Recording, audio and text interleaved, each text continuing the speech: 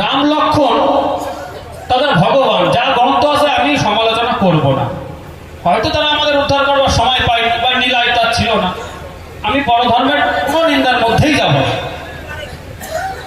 রাম লক্ষণ দুই ভাই শিক্ষিত হওয়ার জন্য গেলেন গুরুগৃহে, বিশ্বামিত্র মণির ধারে শিক্ষিত হওয়ার জন্য গেলেন।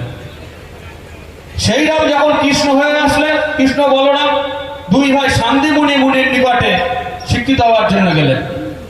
কৃষ্ণ অঙ্গ রাধা অঙ্গ দুটো মিলে শ্রী গৌরাঙ্গ তিনি বিদ্যানিধির তোলে, বিদ্যানিধির পণ্ডিতে শিক্ষিত হওয়ার জন্য গেলেন। তাহলে শিক্ষার কত ওজন, শিক্ষা কেন দরকার? বড় বড় ভগবান যারা, যিনি সর্বকারণের কারণ, যে সর্বশেষ, যে সবকিছু, যে কৃষ্ণ, সেও কিন্তু শিক্ষিত হওয়ার জন্য গেছিলেন।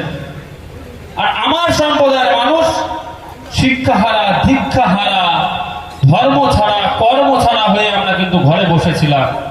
সময় আমাদেরকে দিতে পারেনি, আমরা শিক্ষিত হওয়ার জন্য কোনো স্কুল পাইনি। স্বয়ং বাবা গুরুচাঁদ ঠাকুর পর্যন্ত স্কুলে পড়তে যেতে পারেনি। এই হলো আমাদের সমাজ।